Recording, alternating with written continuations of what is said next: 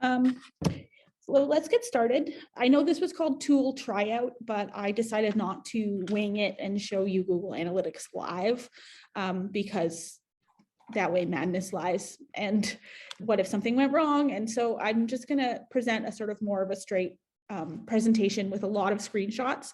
And then at the end, when we get to the Q&A portion, I can jump on to a live version of Google Analytics and explore there. But just to get some core concepts down, I thought it'd be better to not go live. Yeah, so let me share my screen.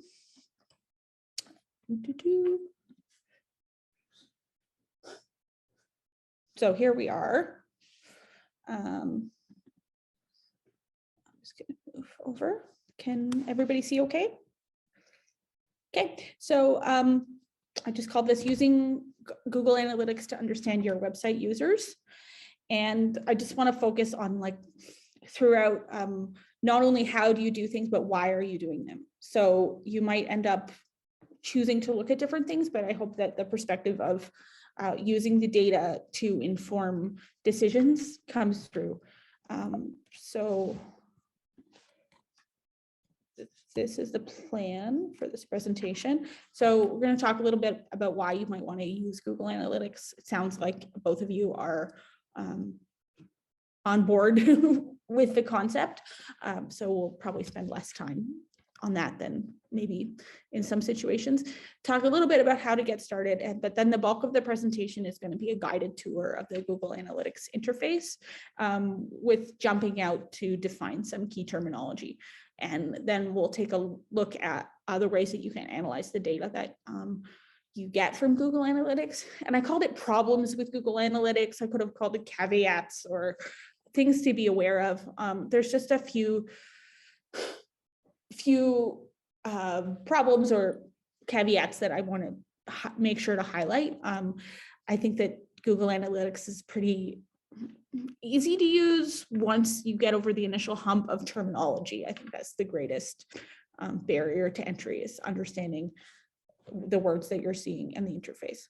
So the question, why use analytics? That goes back to what I was saying earlier about making stuff that people don't use. I think we're all used now to, when we're going through our internet lives, to be able to see like how much engagement something is getting from the public. So whether that's likes on Facebook or retweets or views on YouTube videos, we have access to a lot of user analytics data, both in our leisure lives and in our professional lives. And when I was talking to Kristen about Google Analytics for the other project that we've been working on, I mentioned a video that I watched last fall. I was working with a client who is an author based in Hawaii, and she was this crazy problem where she had been working on a book with another author, and he unfortunately had passed away, and he left 250 photos that were supposed to be used in the book, but they were not identified, and she didn't know the copyright status of any of them. And so she hired me to get at that problem. So as part of the research for that, I watched some videos from the Hawaii State Archives about how to use the Hawaii State Archives, and they were very useful, and I was able to use them to inform my client about sort of on-site stuff that she would need to do. But I noticed that they only had about 7 views on YouTube, and I just felt bad about that. So when because having worked in that government archives context, I knew how much effort had gone into making those videos. And so when I had the conversation with Kristen about the other project that we're working on, I just asked, what do you know about your users? What do you know about how they're using your website? What roadblocks are they meeting? And what language are they using to explore your resources? And you'll see the outcome of some of that data collection later in the presentation. So that kind of gets at some ideas that I can present about why to use analytics. And I'd love to talk about that more in the Q&A session. So I just called this how to get started. And it sounds like both of you are probably farther along in this process than total beginners. So the key part of using Google Analytics is that in order for Google to be able to analyze the user data, the users coming to your site, you basically have to label the site with a snippet of code, which tells the Google crawler, hey, collect information about this site.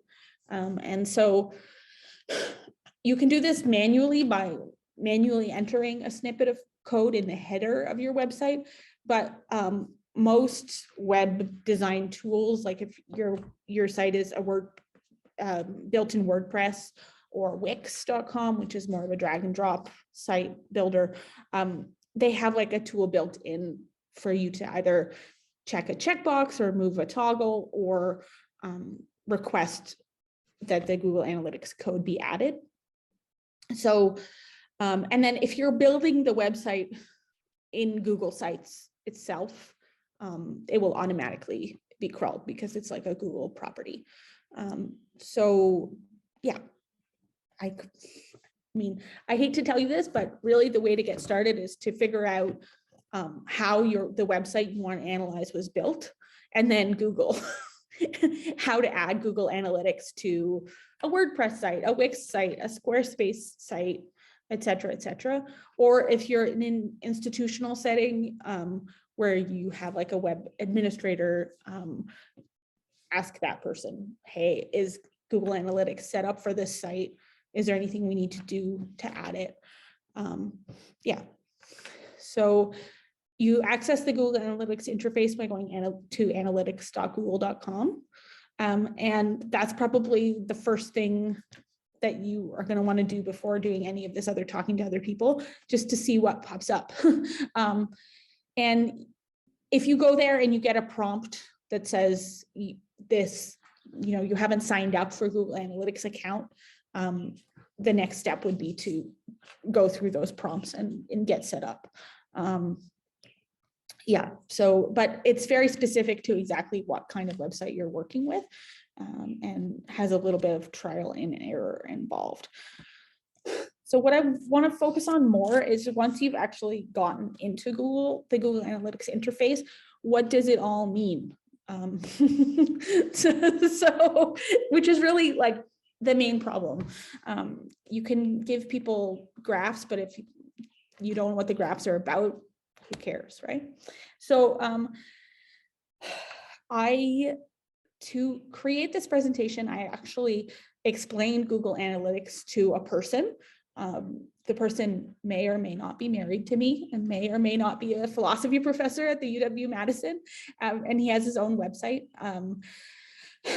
which is honestly a pretty boring website, professor kind of website. This is me, this is my research, this is my teaching, et cetera, et cetera. So it's a pretty good example because it's not that complex in terms of structure. Yeah, so that's the example I use for most of these slides. And then there's a couple more examples later. So when you log into analytics.google.com, you're going to see something that looks like this. And the first thing you notice from this slide is that not very many people look at this professor's website, which is not that surprising. But you might get a clue as to why no one's or very few people are looking at it.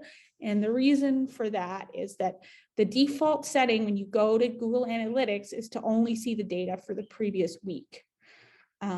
So if you're looking at a website which has thousands of people looking at it a day, like an e-commerce website or the homepage of a university or something like that, you might be able to detect patterns based on a week of data. But my first piece of advice is to extend the date range when you're starting to explore Google Analytics, because you won't be able to like really even understand the brain work that you need to do to analyze this information. If the graphs are like one person versus 4 people, it's a lot more fun intellectually to look at more data first. So the way you do that is if you see the red arrow where it says last 7 days, you just click in and it's just a calendar interface. So you can just extend it backwards. So for the rest of these examples, I've extended it backwards a year just to make the data set bigger so we can start to see more patterns. So the next slide will show you what the year looks like for this professor. And you can see that he's still not getting a huge amount of traffic per week, but there was maybe a slight increase over time.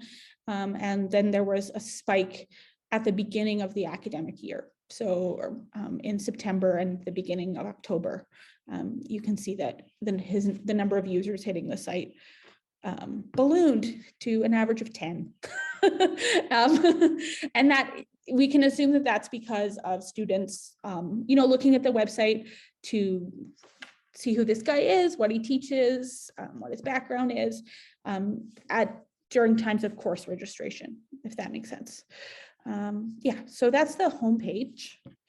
But what I want to drill down into is looking at a couple of the key areas over here in the left sidebar. And those are the acquisition, the acquisition area. We'll look at that first, the audience area and the behavior area. I'm not going to look at conversions. Conversions is an area of Google Analytics, which is more useful if you are in doing sales through your website. So conversions is basically like, of the number of people coming to my website, how many of them spend money? And because no one's going to be spending money when they come to the Belfast, Maine climate change project or the craft beverage project, we don't really need to consider that in this presentation. So we'll start with acquisitions and then move on to audience and behavior. And I also want to talk about some key terminology before we go forward. So the first really key term is what does acquisition mean in the Google Analytics universe? So if you look at the left sidebar, acquisition is one of the terms. Acquisition is how a user gets there, like how the website acquires users. There are 3 different ways. I forgot to put one of them on here because we're not analyzing it in this presentation, but there's 3 different terms that Google Analytics uses for acquisition: direct, organic search, and social. So a user that is considered to be acquired directly is when they get to your page by clicking a bookmark or by typing the URL into the search bar. So it's pretty self-explanatory. Organic search is when a user gets to your website by using a search engine. And because Google dominates the market so much in terms of search engines, really you can assume that a user acquired through organic search is most likely acquired through a Google search. And Google Analytics does separate out users who come in via social media campaigns. So Facebook, Instagram, Twitter campaigns. Our potential user here doesn't have a social media stream. So that doesn't come up in terms of the acquisition. But this should make more sense as we look at more examples. And another key term is landing page. So the landing page is the first page a user gets to within your site. So in a lot of cases, that's going to be the home page. But you can actually see when we look at some of the Recollection Wisconsin data later that sometimes there are surprising ways that users get into your site, and that can give you clues about what their interests are or whether your site is meeting their needs. So are there any questions about these terms at this point? Okay. Yeah, so this is our sample user. And if you look in that left sidebar, you can see that we're no longer on the main page of Google Analytics.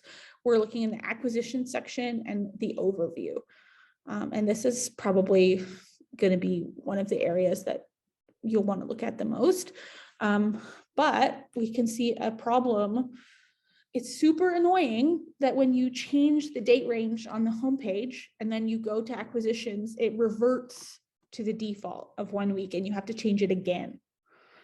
So that is kind of a top tip, is like, never assume that any of your settings are going to travel with you through the site. If you're starting to see things that don't make sense to you, double check what exactly you're looking at and what date range it's for. So here we are. This is just a week of acquisition data, and you can see that for the previous week, most of the users are through referral, which means they clicked on links. So, but this is the data for the whole year. So it gets a little bit more complex here. And some of this is repeated from the homepage. So you see the same timeline with that spike in September.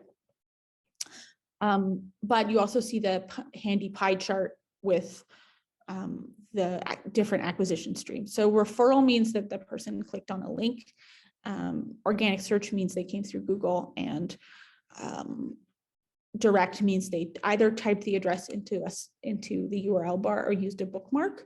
I'd be willing to bet that a lot of the hits through direct were the user himself, just because that user is most likely to have wanted to go directly to the page.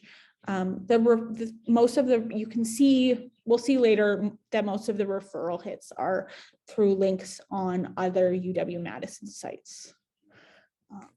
So if you scroll, oops, sorry. Okay, so if you scroll down that page, you get to geographic information of where the users are located. So, and it breaks it down by city, country, and language. So as you'd expect for someone who is teaching at UW-Madison, most of the people looking at the website are located at IP addresses in Madison. Most of the users are, this is the language that the browser is set to. You can't know anything at all about what language the user actually speaks or understands reading, because they could be using a browser that's set to English, but then using Google Translate, for example, to actually translate the language of the site. But we can be pretty confident in a lot of these, a lot of this language data. So this user has a lot of interest from people in Germany, and Australia might be surprising, but there's a lot of, he has a lot of colleagues in Australia, I happen to know. Yeah, so that's the language of the browser. And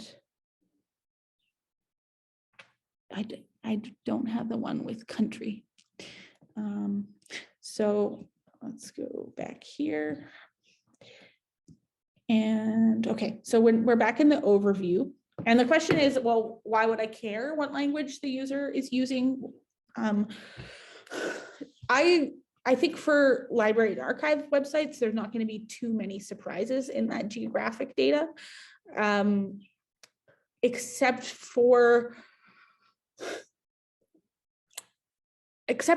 you can sometimes view trends based on like events that are happening, or maybe you can get clues to the effectiveness of certain marketing strategies, or like if your project happened to appear on another website, maybe you can see that there's trends from the data happening there. I think that I'll just get out of my own presentation here and go here to what's actually probably most useful in terms of designing the website is looking at what browser and what technology people are using to actually access the website. And my test user here, I said, do you care about whether people are looking at your website through mobile or not? And he said, oh, I'm sure most people are looking at it through desktop, but he was wrong. So this is, if you go to mobile, you can see the breakdown from desktop, mobile, or tablet. So mobile would be phone sized, and tablet would be in between desktop and mobile. And for this user, actually about a third of his users were coming in through mobile. So this data, I think, is really useful for design decisions, and basically how you test the website and how you test the interface. If you have limited testing resources available, you want to make sure you're actually testing it on the devices that your potential users will use. And you could say, well, we haven't actually launched the website yet. How would we know? But you can guess that people who are using the website of a project that hasn't started yet are likely to be quite similar to people who have used similar projects from your library. So, or your library's main page, for example. So that's the mobile versus desktop. And I think the previous one was which browser they were using. And this kind of data can be very useful in kind of convincing other people to give you money for testing, honestly, or convincing other people to put resources, staff resources in various areas. Yeah. And of course, this is a very simple website, so the numbers are going to be bigger for most other situations. Okay, so I'll just go back.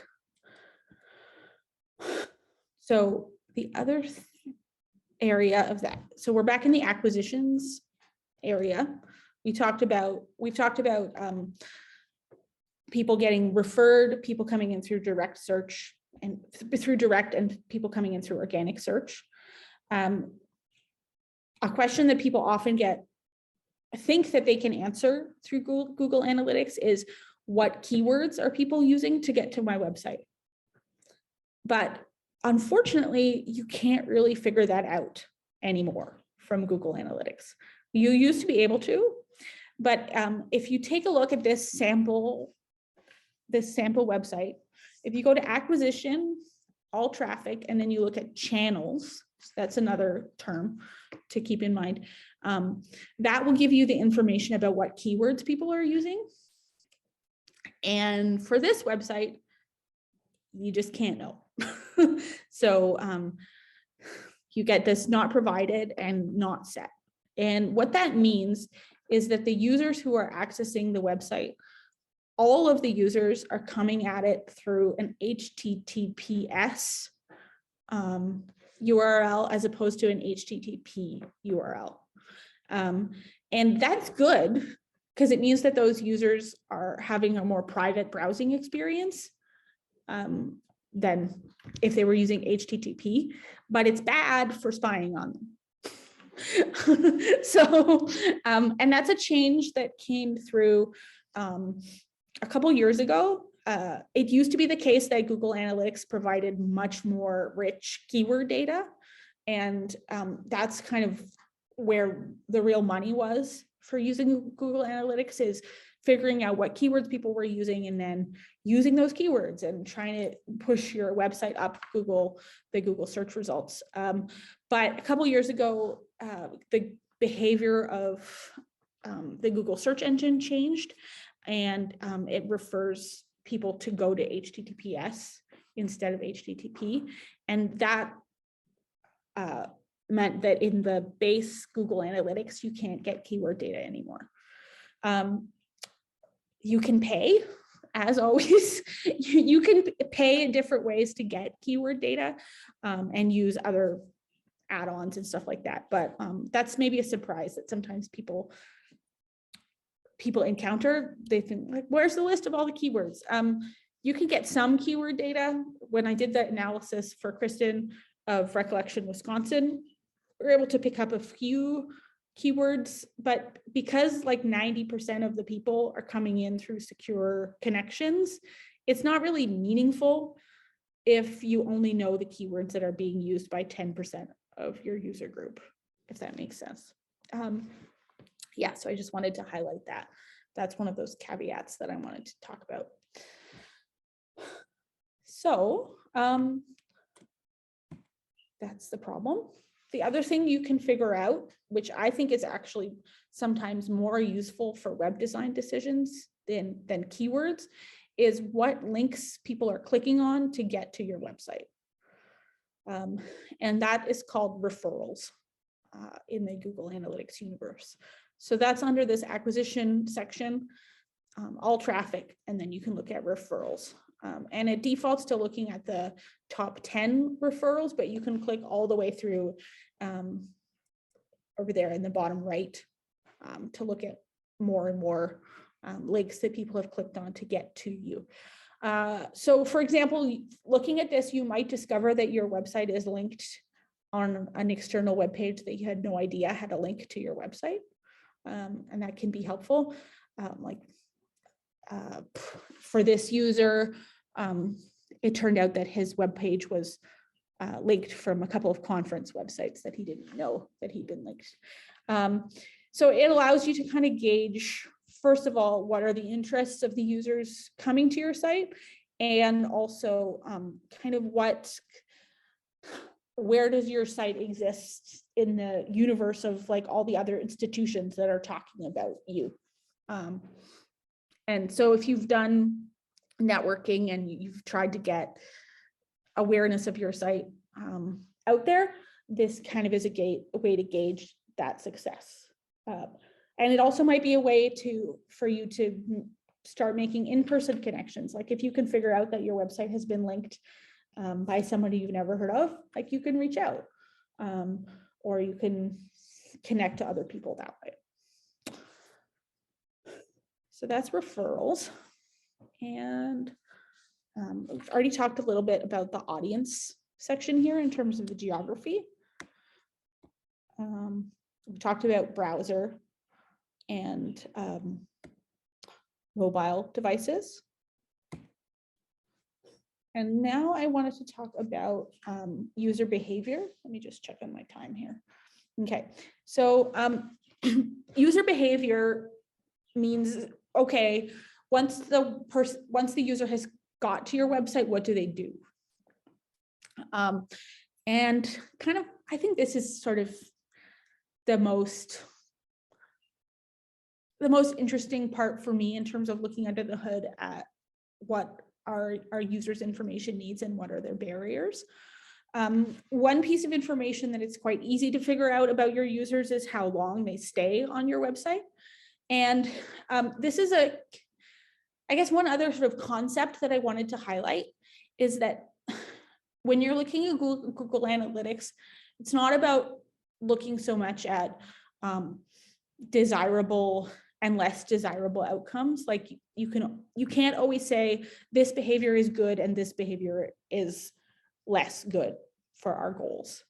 So think about a user who comes to your website and only spends 10 seconds on your website. Is this bad or good? Kristen, what do you think? It depends on the context. If they're coming to your website because they want a very specific answer and they got their answer, then that's why they were only there for 10 seconds.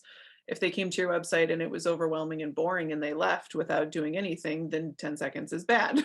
Right. Would be my guess. Yeah. So for the users of this sample website, most of them are only coming to the website for a period of 0 to 10 seconds.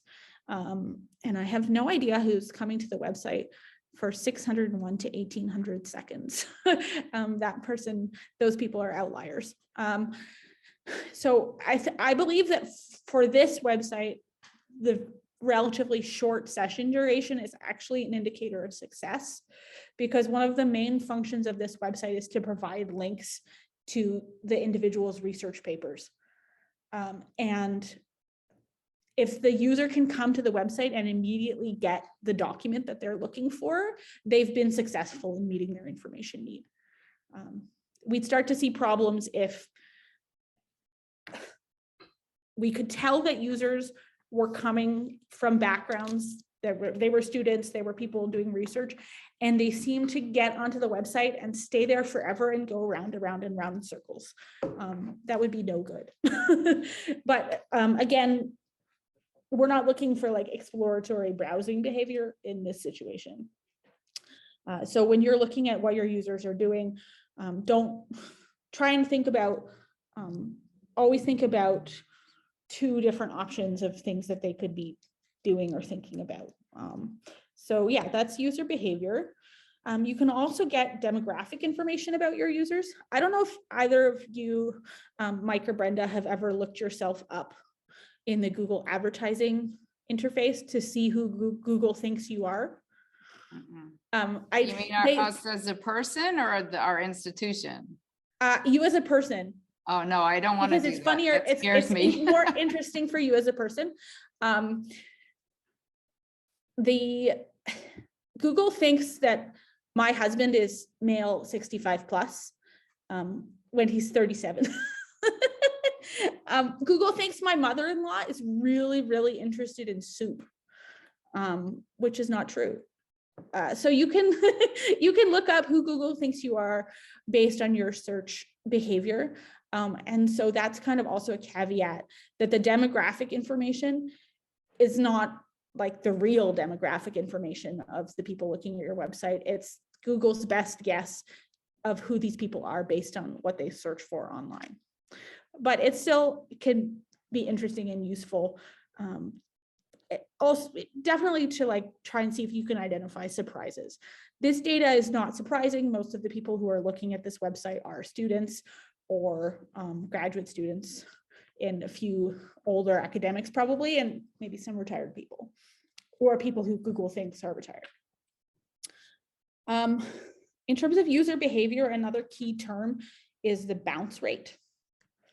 So the bounce rate is the percentage of sessions, like percentage of visits to your website that consist of a bounce, which is a person getting to one page and then immediately leaving. So it doesn't have to do so much with the time that they spend on one page. It has to do with whether they continue to explore other sites on other pages on your site. And there's sort of industry standards for what's a good bounce rate versus a bad bounce rate. And in general, the lower the bounce rate, the better, because you want fewer people to come to your website and then immediately leave. There's some exceptions, and exceptions would be people who are looking for just one specific piece of information, and like that's what they actually want, and then they leave. Yeah, so I said that at the end. In some cases, a high bounce rate indicates good information architecture because your user knows exactly where to find the information that they need.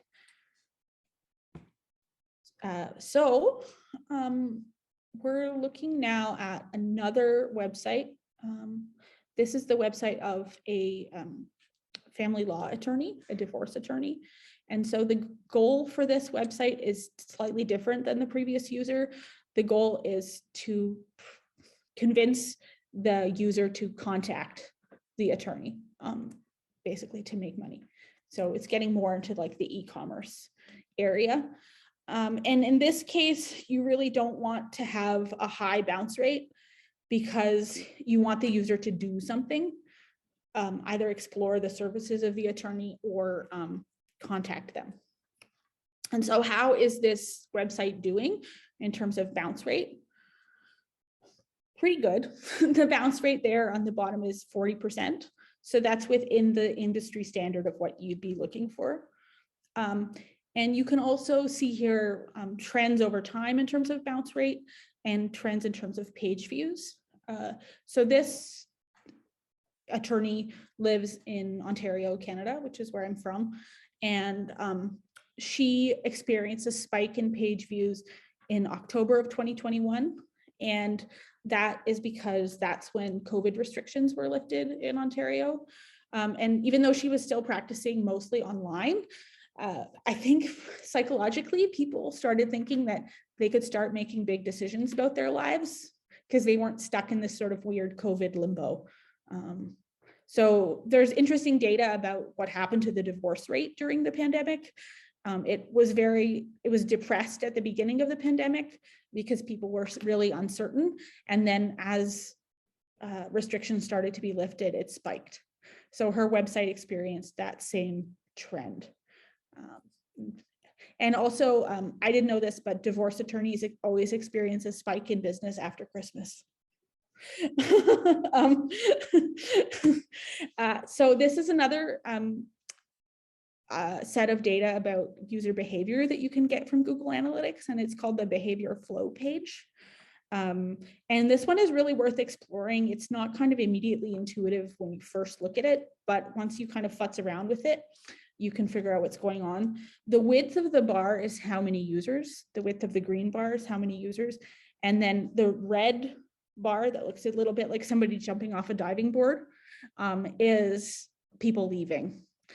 And if they stay on the site, then they follow the pathways to the next page. So this is the same attorney's website, and you can see that the most common pathway is to go from the homepage, so just the plain slash, to services and fees.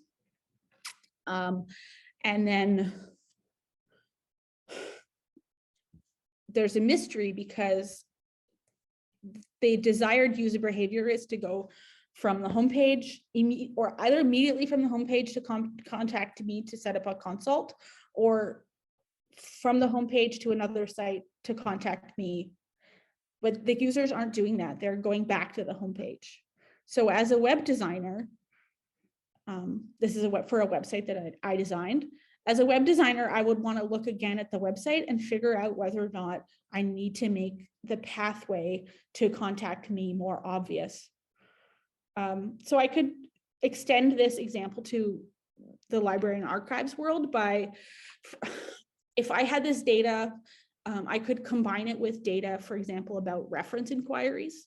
And if I was receiving a lot of reference inquiries about information that everyone on staff thought could be easily answered from the webpage, I would want to look at the user behavior data for that page and see whether users are actually successfully following the pathway that we think that they should be following. Because if they're not, there's no point in getting grumpy at them for the fact that they are calling the reference desk if they can't figure it out, and maybe run some sort of experiments or focus groups or talk to users in some way to try and figure out what that barrier is. Yeah, so that is the user behavior. I'm just gonna quickly mention that there's also another interface there in the right sidebar, which is called the, sorry, your faces are on top of it right now, so I'm trying to move you over. In that right sidebar, which has all the questions. So this isn't just another way for Google Analytics to get you to explore different areas of the interface. So you can actually just enter questions in the search bar or click on those questions in the right sidebar and discover new areas of the interface.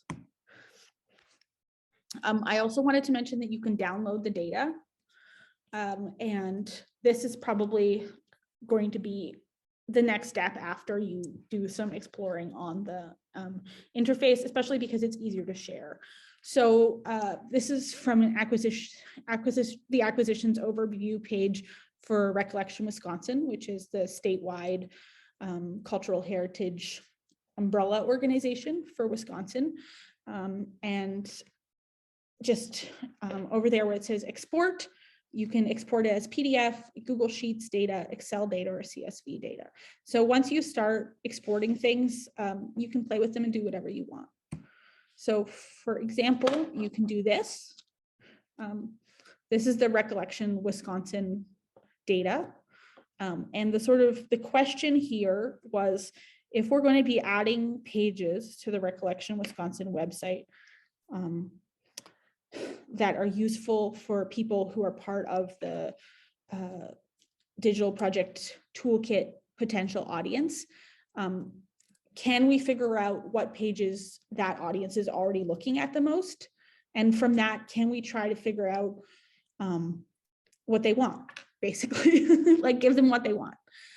So I downloaded acquisition data for pages that match the subject interest and then sorted it.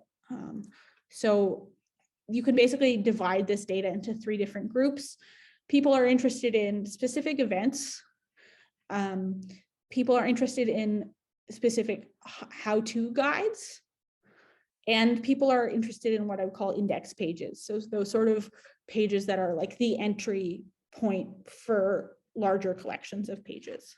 So this is an example of something that you could do with your Google Analytics data. I just did this in Google Sheets. So I downloaded the data to Google Sheets and then just treated it like any other data in Google Sheets and could graph it and stuff. Sometimes filtering data is what you want to do more, and it's easier to do it once you download to Google Sheets. So I wanted to figure out what were the top 10 most engaging pages, like the pages that people were most likely to stay on for longest and explore the most, and also had the lowest bounce rates. And so that's a list of the top 10 most engaging pages there. Just before I finish, I wanted to do a couple more heads ups, if that's a plural, heads ups. So there are some changes to Google Analytics that are coming up. And if you look at the top of this slide, this is a warning that you'll get in the Google Analytics interface. Basically, they're switching versions. So right now we're in kind of a transition phase between Google Analytics 3 and Google Analytics 4. Google Analytics 3 is also called Universal Analytics. And then they're calling the 4th version, it's always referred to as GA4. They're pretty similar, especially for, I think, the novice user.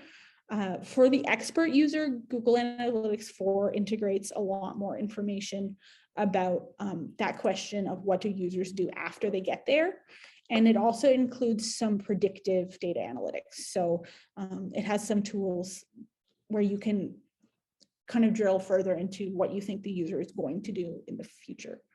On the ground, what this means for you as you start exploring Google Analytics is if your website has already, like if you already have a Google Analytics account, when you go to Google Analytics, you'll be in Google Analytics 3. And you'll get this warning that you need to switch. But you don't really have to switch right now if you don't want. You have to switch before July 1st, 2023. So that's pretty far away. If you're just getting started and you have to set up with a new account, Google is going to send you to Google Analytics 4 as the default. If you do switch from Google Analytics 3 to Google Analytics 4, some of the change will only take effect with new data. So for a while, there's going to be this annoying situation where to get the full data set, you have to look at both Google Analytics 3 and Google Analytics 4. And I hope that they figure out a better way to figure that out. Yeah, and that's something to be aware of also when you're looking at how-to guides, whether the how-to guides are how to do something in 3 or how to do something in 4. The presentation, the information from up to this point has all been from Google Analytics 3, and there's still more information available online about how to use 3 than there is about how to use 4. I did go ahead and I connected one of my sites to Google Analytics 4. And it's very straightforward. You just go through this wizard and the interface looks very similar. So this is what the interface for GA4 looks like. The terminology is similar. It just has more complexity in that it doesn't call it conversions anymore. It calls it monetization to sort of highlight the money, the money aspect of it. But the areas that we looked at in terms of acquisition and audience engagement, it's still all using the same terms. So you can see the acquisition overview looks similar. The interface is not very much changed. So, but I just wanted to give you a heads up. And the final thing I want to talk about is a question to consider. what if the person looking at your website all the time is you? So another caveat for your data is that a portion of your data in Google Analytics is going to be you looking at your website, looking at your own user behavior. And Kristen, I didn't do this for my Recollection Wisconsin analysis because I hadn't figured out how to do it, but I figured out how to do it, so I can do it now. But basically, if you want to eliminate yourself or your institution or any other sort of anomalous data, it's actually pretty straightforward to go into your Google Analytics settings and filter out your IP address. So tell Google Analytics what computer you don't want it to look at. So if you just look in that far left sidebar at the gear, that's your admin settings, and then you can just make a filter. And you can filter out any IP addresses. And if you don't know what your IP address is, you can just Google what is my IP address, and Google will tell you what your IP address is. So this can become more complicated if you have like a bunch of staff members who are working remotely and you would have to get their IP information. But that is very useful. And I would really recommend that you do that unless you secretly are very interested in your own user behavior, because otherwise your data is going to be skewed. Yeah, so that's all I wanted to tell you today. Thanks very much. And I put my email address there. If anybody has any questions or follow up, do feel free to email me. Yeah.